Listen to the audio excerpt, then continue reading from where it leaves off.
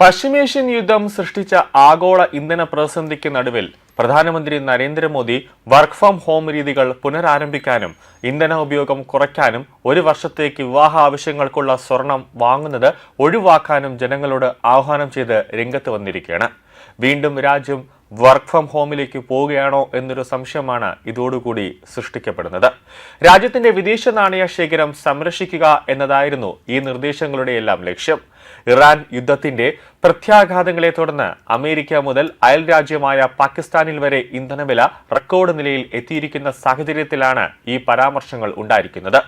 ഇതുവരെ ഇന്ത്യക്കാരെ ഈ വിലക്കയറ്റം കാര്യമായി ബാധിച്ചിട്ടില്ലെങ്കിലും വരും ദിവസങ്ങളിൽ സ്ഥിതി മാറിയേക്കാമെന്ന സൂചനയാണ് ഇതിലൂടെ പ്രധാനമന്ത്രി നൽകുന്നത്.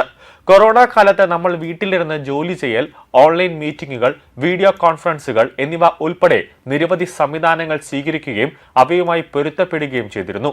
ഇത് പ്രധാനമന്ത്രി ഊന്നി പറയുകയും ചെയ്തിരുന്നു. ഇന്ന് ദേശീയ താൽപര്യം കണക്കിലെടുത്ത് ആ ശീലങ്ങൾ പുനരാരംഭിക്കുകയും അവയ്ക്ക് വീണ്ടും മുൻഗണന നൽകുകയും ചെയ്യേണ്ടത് അനിവാര്യമാണ് എന്നാണ് അദ്ദേഹം കൂട്ടിച്ചേർത്തത്. പടിഞ്ഞാറൻ ഏഷ്യയിലെ വർദ്ധിച്ചുവരുന്ന സംഘർഷങ്ങളും ആഗോള എണ്ണ ഗതാഗതത്തിൽ നിർണായകമായ ഹോർമൂസ് കടലിടുക്കിലെ തടസ്സങ്ങളും ആഗോള കാരണം. കൂടാതെ ഒരു പ്രധാന കാരണമായി ക്രൂഡ് ഓയിൽ വില ഒരു ബാരലിന് ഏകദേശം $70 നിന്ന് $126 ഉയർന്ന സമയത്താണ് പ്രധാനമന്ത്രിയുടെ ഈ അഭ്യർത്ഥന എന്ന് പ്രത്യേകം ശ്രദ്ധിക്കേണ്ടതുണ്ട്.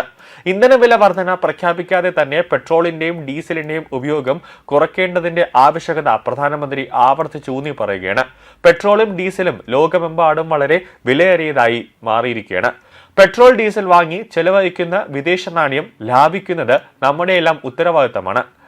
വർദ്ധിച്ചു വരുന്ന ആഗോള ഊർജ്ജ ചെലവുകൾ രാജ്യത്തിന് സാമ്പത്തിക സമ്മർദ്ദം സൃഷ്ടിക്കുന്നതിനാൽ അനാവശ്യ ചെലവുകൾ പുനർചിന്തനം ചെയ്യാൻ പ്രധാനമന്ത്രി പൗരന്മാരോട് അഭ്യർത്ഥിക്കുകയാണ്. ഒരു വർഷത്തേക്ക് വിവാഹ ആവശ്യങ്ങൾക്കായി സ്വർണം വാങ്ങരുതെന്ന് ഞാൻ ജനങ്ങളോട് അഭ്യർത്ഥിക്കുന്നുവെന്നാണ് പ്രധാനമന്ത്രി മോദി വ്യക്തമാക്കിയത്.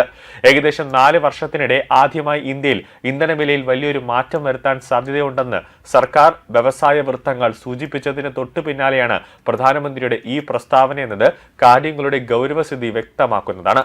വരുന്ന മെയ്ക്ക് മുമ്പ് പെട്രോൾ ഡീസൽ വില വർദ്ധിക്കാൻ സാധ്യത ഉണ്ട് എന്നാണ് വിവരം.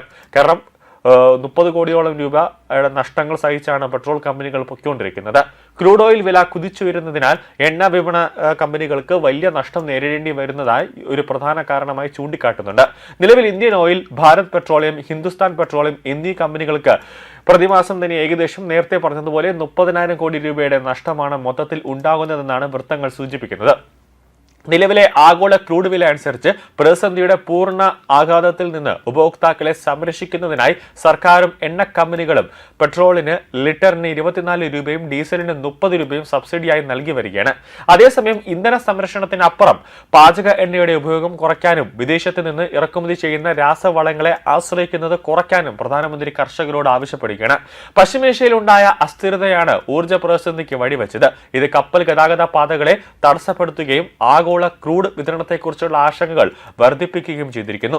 ലോകത്തെ എണ്ണ വിതരണത്തിന്റെ ഏകദേശം 20% ഹോർമൂസ് കടലിടുക്കിലൂടെയാണ് കടന്നുപോകുന്നത്. എന്നാൽ ഇറാൻ, US, ഇസ്രയേൽ സംഘർഷം കാരണം ഇവിടുത്തെ ഗതാഗതം സാരമായി ബാധിച്ചിരിക്കുകയാണ്.